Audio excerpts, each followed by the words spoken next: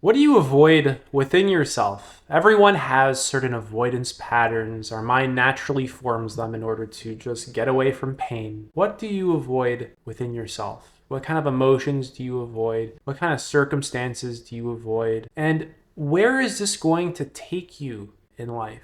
How is this going to impact how you feel, your well-being, your mental health, your emotional health? How will this impact your relational health?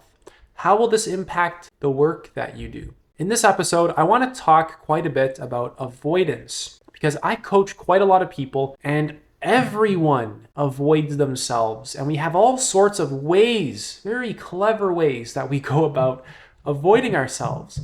So I want to just make this whole topic a little bit clearer for people who are interested. And I hope that you guys can use it in order to improve your lives, if you want to. So people unconsciously avoid themselves due to fear and not wanting to feel pain. If you're in school and you hate school and you've been doing it and you have a lot of pressure to do it, maybe because your parents, and you really hate it, to really say that I hate it and then actually do something about it is pretty hard because you have so much energy you've already put into it. You've built up so many patterns around this, and then to just change is pretty difficult. You can experience a lot of fear doing that, a lot of resistance. You don't know what the outcome is going to be. There's a lot of uncertainty. You're going to be confused. But if you're fundamentally avoiding the fact that you don't like what you do in this particular example, that is going to bring a lot more pain in your life than the short-term recognition of,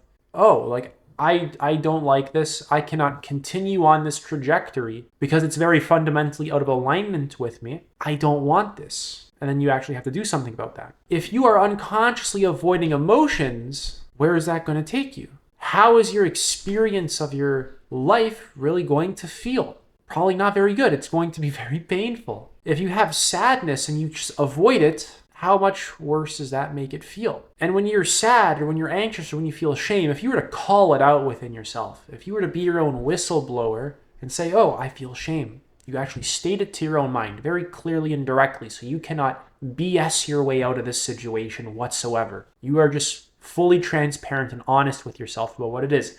I'm feeling sad and I'm avoiding it, right? And then you just go to actually process it and feel it in an undistracted room, for example. Or I'm feeling shame, I'm feeling anger, I was too reactive with my partner. If you can call these things out within yourself, first of all, you're making your unconscious conscious. This is how you change, right? To change your awareness, or to change yourself, you need to change your awareness of yourself. This is how you actually begin to transform yourself, through awareness and through the truth, by caring about what's actually true, by being able to witness it very directly and clearly without needing to avoid it or alter it or change it or do any kind of mental gymnastics to get around it. None of that. You just face it very directly. And this is really hard to do if you've built up the pattern of avoidance in your life. Basically, everyone has. And to start doing this will be uncomfortable because things in your life might have to change. They will have to change, actually. If you've built up an entire career that you hate and you're always exhausted and you say, like, I cannot continue my life like this. Like, I would not like to continue my life on this trajectory. That's a powerful thing to recognize. And then to actually be doing something about it, that's pretty difficult. That can bring up a lot of short-term frustration or regret or shame, sadness, anger. To avoid something within yourself really makes you burn a lot of energy for no reason. It's like this just game of trying to just dance around something that exists, and it doesn't work ever. It's just a horrible experience. Once again, try it out for yourself. See how it feels to avoid stuff inside of you. So when we avoid something short term, when we avoid the recognition of what's true in the short term, long term, we build this habit of avoiding what's true and avoidance. And this comes back to create way more pain in the long term, way more pain. So when you begin to recognize what's true and you're honest about it, you're stating it to yourself and you're not letting your mind BS its way out, right? This can be kind of painful at first, but it gets enjoyable after, I promise. It actually makes you just feel alleviated and light because you're living life in alignment. You're not dancing and playing games. I gotta sneeze. Oh my God, please bless me. Oh man. When you are just honest with yourself. I'm feeling sad. Okay, I actually got to go process it now. I can't be scrolling on my phone and avoiding it. I was too reactive, right? Why was I so reactive? When you can actually say, oh, I was wrong. I'm wrong about X, Y, and Z. Right? This allows you to actually make the changes to yourself that you need to be making. This also becomes really enjoyable because you're not a slave to your unconsciousness. You're no longer a slave to these patterns. You can let go of like the energy that you put into these patterns because it costs you your energy to keep up these patterns.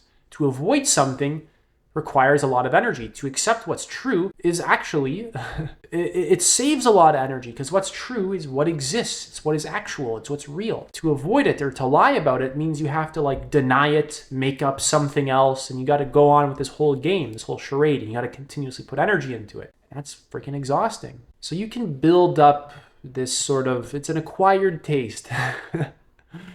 I think I used that phrase right, but as you continuously build up this honesty muscle within your own mind, it becomes really enjoyable. It feels really good. It feels much better than avoiding yourself. But you just got to slowly build it up. And this can like really be hard, right? If you've built an entire career on something that was very fundamentally wrong, it's really hard to say, oh, I was wrong, right? What does that mean for your career now? If you are very reactive in your relationships, right, you can feel kind of embarrassed afterwards. Be like, oh, I was wrong. I was being reactive. I'm sorry. It's like embarrassing. Yeah, you're going to actually have to address these things within you and stop avoiding them. So I want to talk about a couple forms of self-avoidance. You can avoid your emotions. You can basically not take responsibility for things that, would be better if you took responsibility for. You can avoid problems in your life. You can avoid your shadow. You can also avoid being honest to yourself, right? Basically, the biggest form of avoidance is just personal dishonesty. Because avoidance means that there's something that's true, right? And we're just dancing around it, right? And this is just a form of dishonesty. We're not addressing what is true head on. There's a lot of ways that we cope with our pain in order to avoid it. And especially within the modern world, we've built an entire culture on avoiding pain and just getting short-term pleasure, which is a fantastic idea. It's really helping us out. I'm just kidding. So I want to talk a little bit about the mechanisms by which we avoid things. So our phone being a good one. We're bored, we're sad, scroll on Instagram, go on your phone, easy entertainment. Junk food, excessive entertainment. Smoking, drug use, procrastination, overworking, alcohol consumption, gambling, compulsive shopping, social media addiction. Find some in your life. How do you avoid your emotions? Do you just go on your phone, start scrolling away? Do you start to go to the fridge and you start eating some junk food? So when you experience an uncomfortable emotion, what do? Do you sit in an unstimulating room and remain not distracted? And give your full attention to the emotion in order to actually process it and not avoid it? Or do you just scroll on your phone and start acting in kind of like neurotic ways? Do you start just doing anything you can to get out of that experience? And how does that feel? It feels really horrible, but you should find out for yourself. Take it on as a science experiment. So how do you stop avoiding yourself? Basically engage in self-reflection. That's what I'm doing with you when I'm asking these questions, right? I'm trying to get you to self-reflect. How do you relate to sadness or anger? Is it hard for you to admit when you were wrong? Is it hard for you to admit when you've been reactive to your intimate partner? So engage in a lot of self-reflection. Ask yourself powerful questions. Practice meditation. Learn to process your emotions. Learn to observe yourself. Build up the awareness that you need through meditation. I talk about it in every video, guys. Meditation's amazing. Learn to watch your thoughts. Watch your reactivity, watch your impulsivity, feel your emotions, get into your body, learn to just get out of your head too. That doesn't mean stop your thoughts, but learn how to just observe all the dynamics going on within you rather than being habitually stuck in thinking. So by practicing meditation, you can actually begin to heal yourself through awareness. Your awareness alone is curative. When you apply awareness to an uncomfortable emotion or an agitated, restless, reactive part of you, you start to heal it. When you acknowledge its existence and you begin to bring awareness to it and love and compassion to these parts of yourself, you begin to heal them. When you can just acknowledge them and stop pushing them away, you begin to heal them. Another good one is to just limit distractions. Why do you get distracted, right? What distracts you and why? So your distractions are probably coping mechanisms for forms of pain, stress, being one example, anxiety, sadness. Another one is to actually seek professional help. Right? You actually want to work with people who understand this kind of stuff, right? Maybe find a very high quality therapist. And guys, be careful when you work one-to-one with people. A lot of people are not very good, even qualified professionals, right? You want to find people who are at a high enough level of consciousness where they can actually help you. And unfortunately, a lot of therapists are actually quite mediocre. This doesn't mean that therapy is bad. Therapy is fantastic, guys. Like, I've read a lot of books on psychotherapy.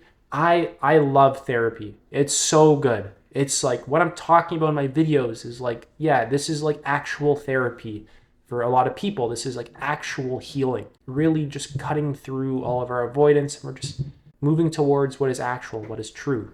We're moving towards a deeper awareness of ourselves. There's a lot of great therapists out there too, but they're hard to find. How do you know what a good therapist looks like? Right? Do you think you can just rely on credentials? Basically, they went to school and then they went through some training and now they're just a therapist and that's it. Life is a bit more complicated than that. You can't write a test and then get high quality listening skills, or just write a test and really learn how to ask very profound questions. There's certain inner things that you can't really learn just from school that you need in order to be able to work with people effectively. Not to mention, people have different levels of consciousness. Do not sleep on this idea. People are at different levels of consciousness. You want to find, let's say, a therapist that is at a high enough level of consciousness where they can actually have the cognitive complexity to understand problems, have a holistic solution for them, actually learn to get to the root of them so that you can heal. You want therapists who are grounded and present within themselves and aren't extremely avoidant and dishonest with themselves. You want a therapist who takes care of themselves. They just look healthy. What kind of food do they eat? Do they actually have good habits in their lives? Do they really care about therapy? Right? Do they even read books on their own time about therapy and how to improve their practice? So there's a whole lot more to this one that I'm not even going to get into in this video, because personally, I just don't believe that someone can just go to school and then you're a good therapist. I think it's far more complex than that, especially once you understand levels of development. Guys, there are levels of consciousness. There's levels of human development. People at lower levels of development will not be able to help you in the same ways that people at higher levels of consciousness will be able to help you. And there's high quality, highly conscious people within every field, within therapy, coaching, doctors, scientists, spiritual gurus, business, relationships, health, diet. You want to find people at higher levels of consciousness. Learn spiral dynamics, okay? Learn ego development. Learn moral development, but especially spiral dynamics and ego development. Those are two really good ones. They'll help you out. You want to find people who are higher in the stages. Their minds are going to be far better at actually helping you. And unfortunately, just going to school doesn't bring you to a very high stage of development, not to a very high stage of consciousness. Moving on, consciously feel the emotion that you avoid. You actually have to want to stop repressing it and stop denying it, and really learn to actually give it your full undivided attention and really feel into it. Get into the nuances of your experience. Really feel all the changing sensations and the fluctuating energy occurring in your body. Get really familiar with the inner dynamics inside of you by applying awareness and feeling very deeply into them. Really sense into the nuances that are occurring within you. Really feel that your emotions are this constantly changing flow of energy, and there's these sensations constantly just bubbling up and shifting and changing. Right? Really get into the depth of your own direct experience rather than repressing feeling. A lot of people are very numb with junk food and phone addiction and Instagram addiction, whatever, and keep going on, not getting enough sleep, etc. You don't really want to live your life like that. Unless you do. If you want to live your life like that, go ahead. But is it really going to be that great of a life? That's up for you to decide based off your own values. It's not up for me to tell you. That's up for you, for you to really figure out on your own. So get to the root of why you avoid yourself, right? Is it to just handle pain, right? It's just a coping mechanism. It most likely is. That's basically the core reason of why you avoid things, right? Why do you avoid, let's say, sadness, but you don't avoid say happiness. Why do you avoid physical pain, but you don't avoid getting a nice massage or something more physically comfortable? And avoidance is natural. Right? Avoidance is normal. There's nothing to be ashamed of. There's nothing to feel guilty about or embarrassed about at all. This is just a natural part of human psychology, and it's going to lead to suffering. It's going to lead to a lot of poor outcomes in life, and you really want to take a good look at it. If what you want is to live a very meaningful and authentic life to you, right, you have to crack down on all your avoidance mechanisms. How can you live an authentic life that is meaningful to you when you're avoiding yourself and your existence constantly? You can't. That's not how that one works. That's it for this video. I'm offering one-to-one coaching. If you love raising your consciousness and you are very sincere about personal growth, I'd recommend booking a call with me. Link is in the pinned comment or the description. Take it easy.